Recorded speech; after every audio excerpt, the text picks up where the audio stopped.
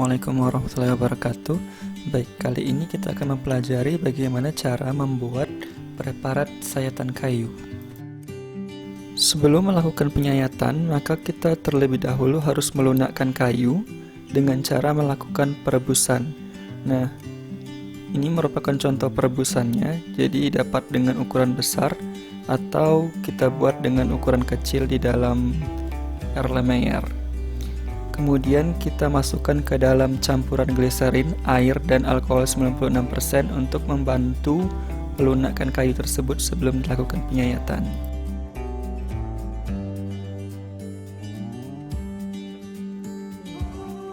Sebelum kita melakukan penyayatan, maka cuci bersih dulu kayu tersebut dari sisa-sisa gliserin dan alkohol.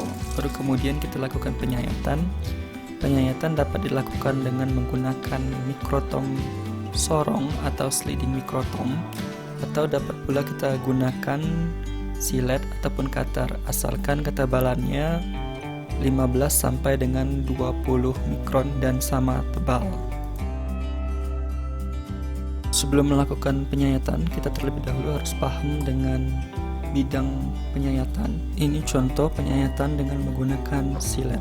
Bidang penyayatan pada kayu dibagi menjadi 3, yaitu transversal, kemudian longitudinal tangensial, longitudinal radial. Tujuan sayatan transversal pada kayu adalah untuk melihat sebaran pesel, melihat tipe-tipe parenkim, dan melihat sebaran pembuluh atau vesel tadi.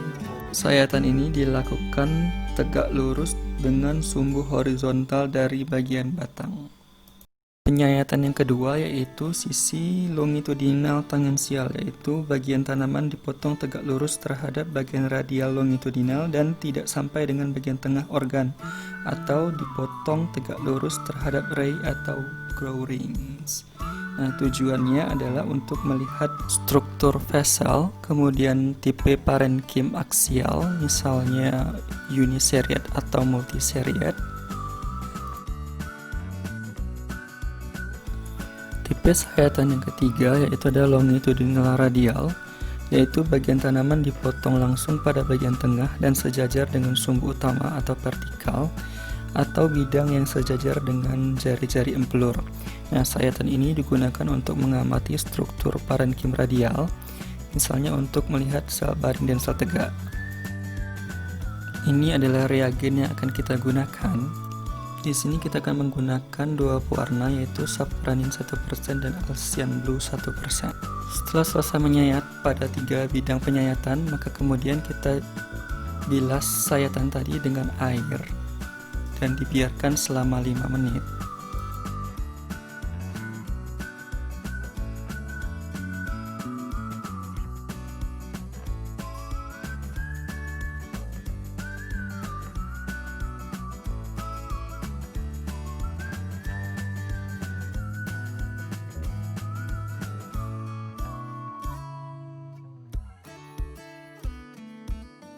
Setelah itu, kita lakukan pewarnaan dengan menggunakan safranin 1% dan Alcyan Blue 1% dengan perbandingan 1:1.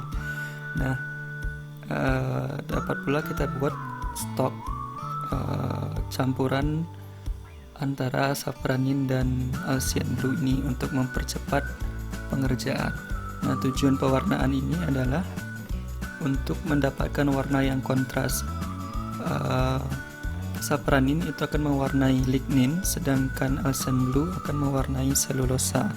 Jadi ada yang berperan sebagai staining dan counter staining atau lawan warna.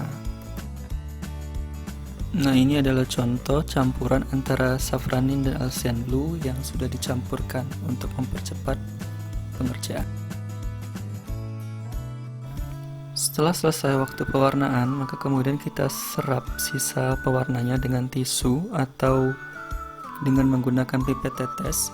Kemudian kita bilas dengan air. Nah, pembilasan ini tidak membutuhkan waktu, jadi sampai sisa-sisa dari safranin dan Alcyan Blue-nya menghilang.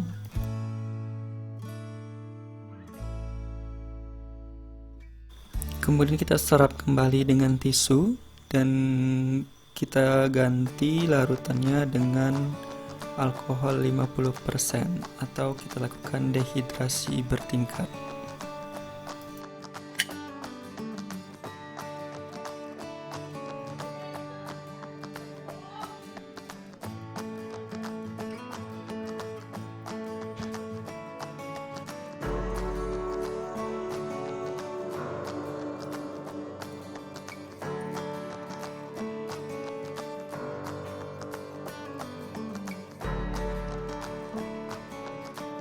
Nah, setelah itu kita serap kembali alkohol 50%-nya dan kita ganti dengan alkohol 70% dan kita biarkan sampai 3-5 menit.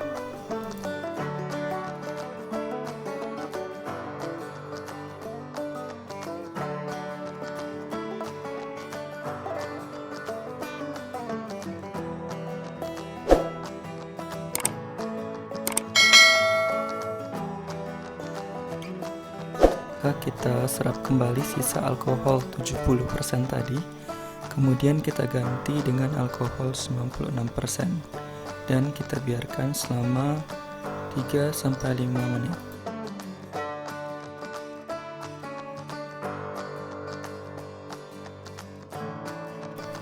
Alkohol 96% tadi kita ganti dengan etanol absolut dan kita biarkan selama 3-5 menit.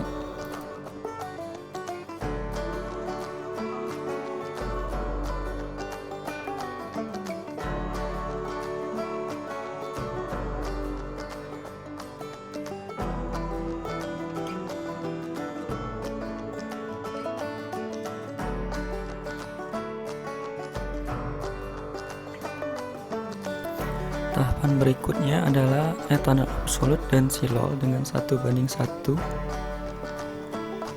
dan kita biarkan selama 3-5 menit.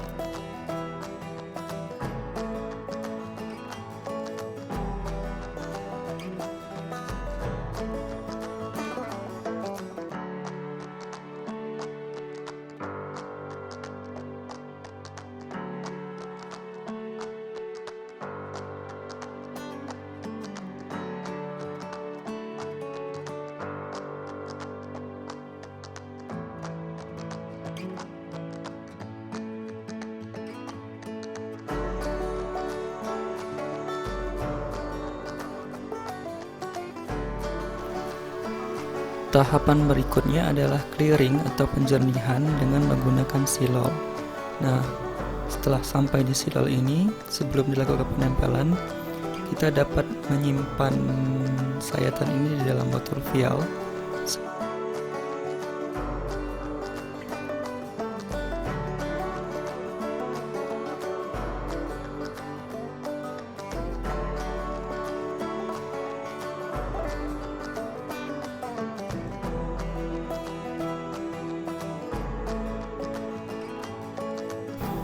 Berikutnya adalah penempelan atau mounting dengan menggunakan lem yang disebut dengan entelan atau Canada balsam.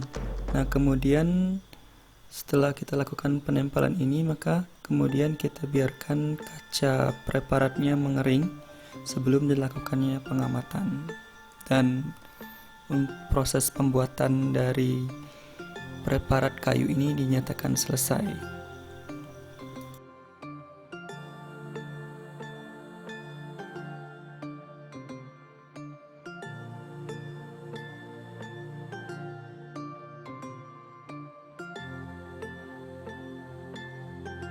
Ini adalah contoh dan hasil sayatan transversal yang kita buat tadi.